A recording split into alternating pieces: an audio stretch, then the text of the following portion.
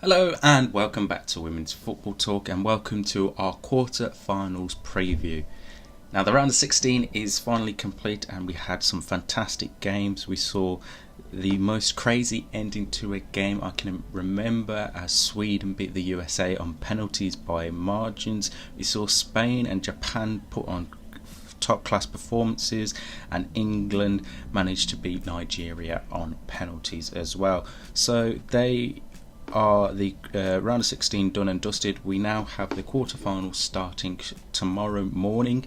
We have Spain versus Netherlands first up, Japan versus Sweden, Australia versus France, and England versus Colombia over the course of this weekend. So the first quarterfinal is that Spain versus Netherlands match at 2 a.m. in the UK on Friday morning. So if we look back at how Spain did in their quarterfinal match against Switzerland, they're putting on a fantastic performance, winning by 5-1. Aitana Benmati playing absolutely perfect in that game, scoring a couple of goals, getting a couple of assists as well, just showing why she is one of the best all-round midfielders. Then you had a great game from Alba Redondo as well, getting in amongst the goals, and Jennifer Hermoso as well for Jorge Vilda's side. So it was a much easier game than I was anticipating for Spain, but I was thinking they would always win that. I think the Netherlands are going to provide much more of a difficult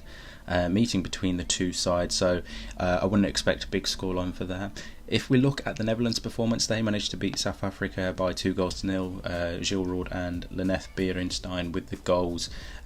Again, a fantastic performance in goal by Daphne van Domsela, pulling out, I think it was 7 or 8 saves in that game against South Africa. So there's some things I'm really excited to see. Obviously, the Dutch have been prominent at playing 3 at the back throughout this tournament of Stephanie van der Gracht, Dominic Janssen and Sherida Spitzer.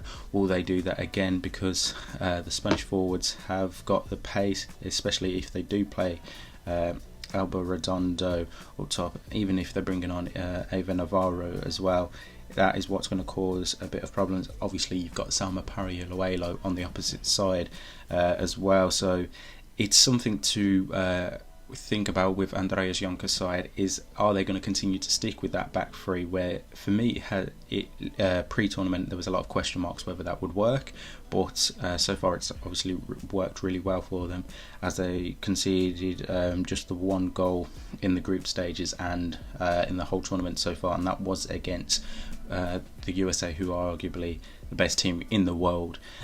So I think that's going to be an interesting dynamic. And then obviously going forward, we know how well the Dutch have done. They've had 7 different goal scorers so far throughout the tournament, Gilles Roord being the most goals for the Dutch with 4 goals. And you've got Esme Brooks, who's doing really well as well. So they've got a good range of goal scorers available for them, and I think this is going to be a really close battle.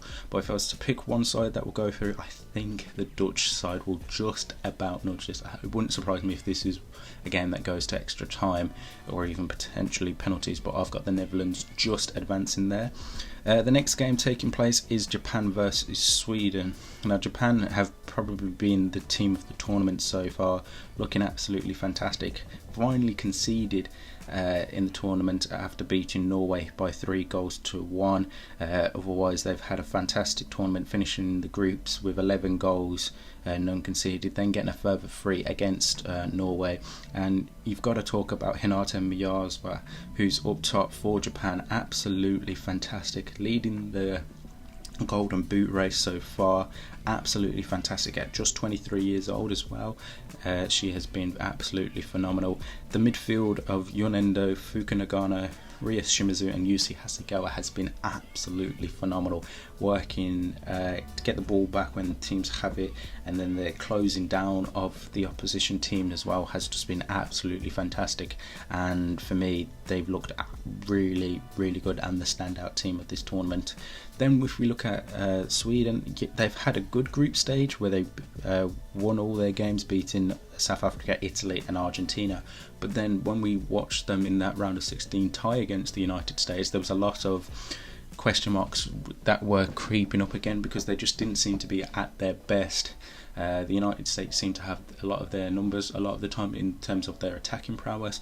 We were thinking from set pieces that they would be really dangerous. They weren't as dangerous. Alisson made some really good saves, but yeah, it wasn't the Sweden that we saw in the previous group games. And then again, Zachira Musovic putting in a standout performance, as we mentioned in our last video, making 11 saves in the end, as Sweden then go on to win at the penalty shootout, which again, I'm still not over that penalty shootout.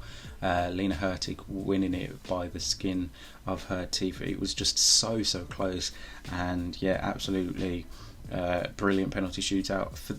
Again, it wouldn't surprise me if this game goes all the way to penalties, because I think the two sides are going to be really evenly matched and be able to counter each other out.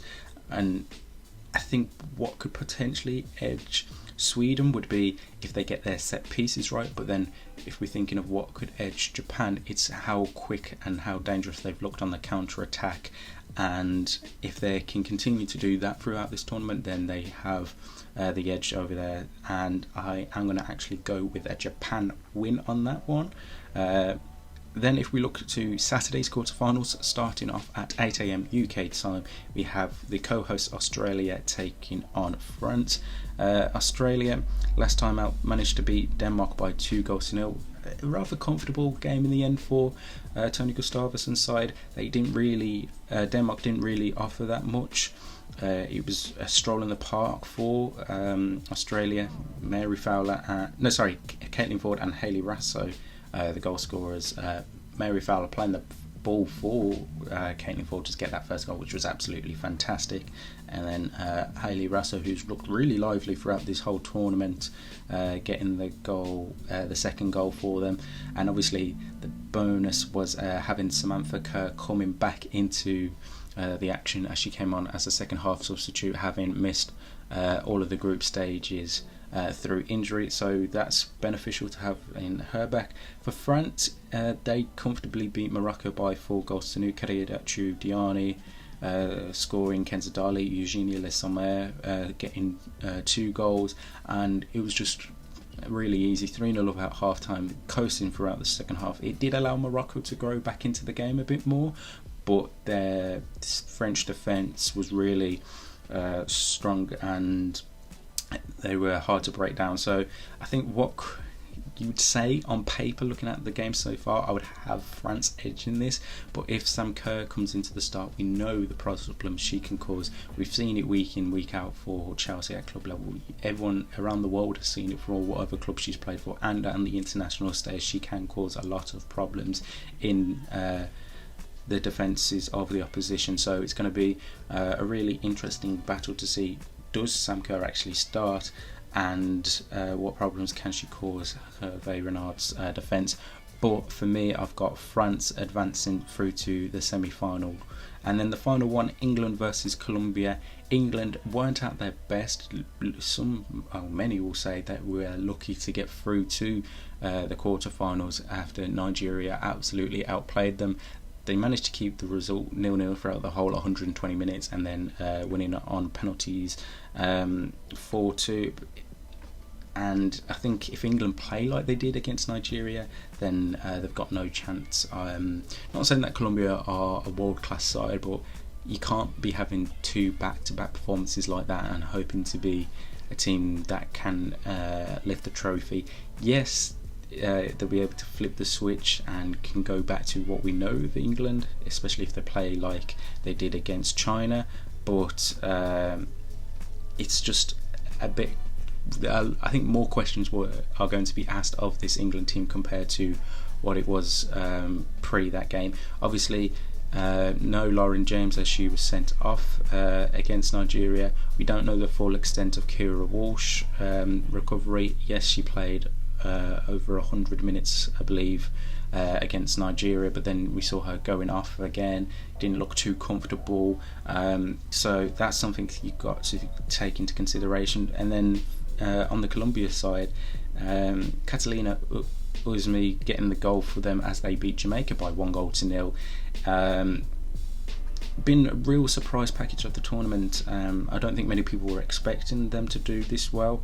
It's an all-round good side, and there's definitely players that England need to be aware of, whether it be Catalina Uzmi. Obviously the big prodigy coming out of Colombia is Linda Caicedo. They've got Lacey Santos as well, playing in that attacking role, so it's not going to be easy for England at all. Many people will obviously say, oh, it's England, they're going to get the better, but this Colombia side know how to break teams down, know how to get their guts and grit into it, and putting in some strong challenges. And I think the pace of Linda Caicedo on that left hand side could cause England a lot of troubles. We've seen in games that Lucy Bronze likes to get forward, and then her defensive side over the race recently has come into question a bit because of how slow she has been at getting back, or how she's been caught out. And I think with Caicedo's pace in that final third, it could cause England a lot of problems.